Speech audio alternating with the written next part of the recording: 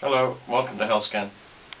I've been interviewed many times around the world on radio and television, and done lots of magazine stuff and newspapers and all sorts of things. And I've put together about the 40 or so questions that were what I thought were most interesting and stuff that would be useful for you to know about. So I'm going to run through that for you. After that, I don't know how long that will take. It might take 3 or 4 of these short YouTube videos, but we'll run and do whatever we've got to do. And after they've done those, what we'll do is have a look at my book in more detail, Why Doctors Don't Make You Healthy. And then I'll make some videos, short videos, on each and every health problem that I deal with and talk about them in more detail. So let's kick off anyway. So basically, question number 1 would be, what's the difference between a food allergy and a food intolerance?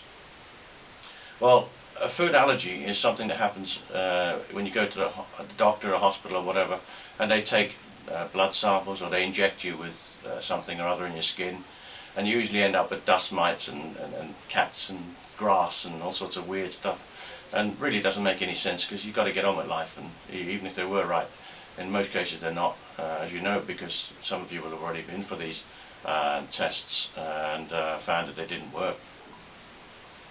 Whereas what we're looking at with food intolerance, and if you looked at my video number 2, I'll explain it in more detail, is the electrical resistance of the brain. The electrical resistance of the brain to the signals that come from the foods, or anything else that gets into the body. You can inject, inhale and absorb, of course. But everything that goes into the body carries electricity, and it sends out signals to the brain, that computer in the head, and that's what keeps the nervous system running. We carry electricity into the body in this way, because we don't generate electricity. So we're looking at the computer, we're looking at electronics when we look at food intolerance. Because if any computer gets a wrong signal going in, then it sends out wrong signals. And that's of course what causes most health problems. It certainly has been in my experience. And I've cured more people than probably most people on this planet, just by fixing the brain. So basically, to cut long story short, food allergy is looking at chemistry. They put one chemical in and they see how it reacts with the others that are in the body. We're not looking at chemistry, we're looking at electronics. That's a whole different field, a whole new world, and it's the future of medicine, and it will empty the hospitals if we ever get it into the hospitals. And you can imagine how difficult that can be. Okay, question number 2. Is food intolerance a new thing? We hear of food allergies, but most people have never heard of food intolerance. Well, no, I don't think it is. I think since Adam and Eve, there's been food intolerance in this respect, but we've never known about it. We've never had the technology to test for it. And it's not new, no. I think it's been going on, as I say. Food allergies probably have as well. You can be allergic to stuff, but all I do know for sure is that everybody's intolerant to food, because I've yet to find somebody who isn't, and I've tested 10,000 people.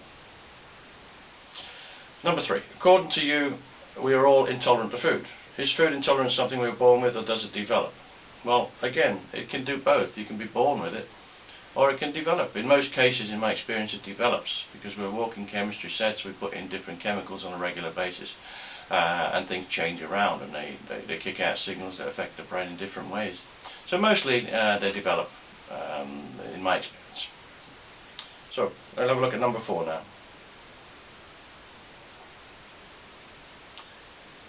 Can you be allergic to something and not be intolerant to it? Well, yes, you can, of course you can.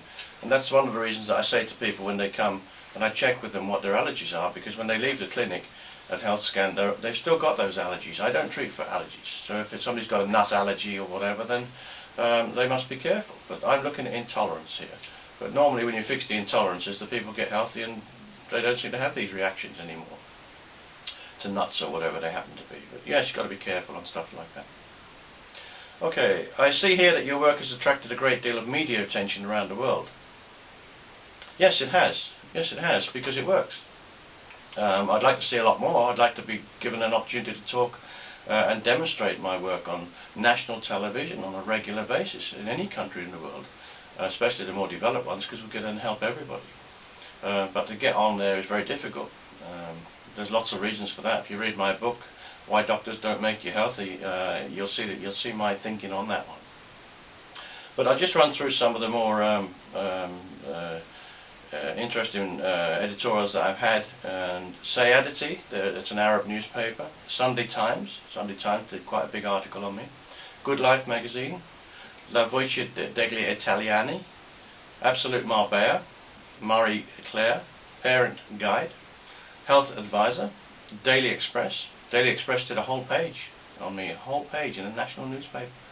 I cured a little girl who was about 8 years old. She had terrible facial eczema since she was born, and she'd been to every doctor in the world trying to get her cured, and it turned out to be that her mother had rubbed olive oil on the baby's face when she was born, and of course the olive oil was a major problem to the brain of the child, and it just developed worse and worse. And she'd been rubbing olive oil on for 8 years. Picked it up on the testing, and she stopped doing it. Within about 3 weeks the child's face was pure, perfectly healthy. And anyway, Daily Express did a whole page report on me and my work on that particular subject of skin and other things, but that was the main feature. Carefree is another magazine. Healthy Eating, done something on me. Age Concern. Sur, the biggest English newspaper in Spain. Al Jazeera is a very large newspaper in the Middle East. One of the owners of the newspaper came to me in Harley Street with skin problems, and I cured him. And he promised me that he would send in a reporter if it did work. And he did. He was true to his word. He sent in a reporter, and they did a nice article on me. There's been lots of others over the years, but they're the main ones. Okay, where and when was this computerized scanning system developed?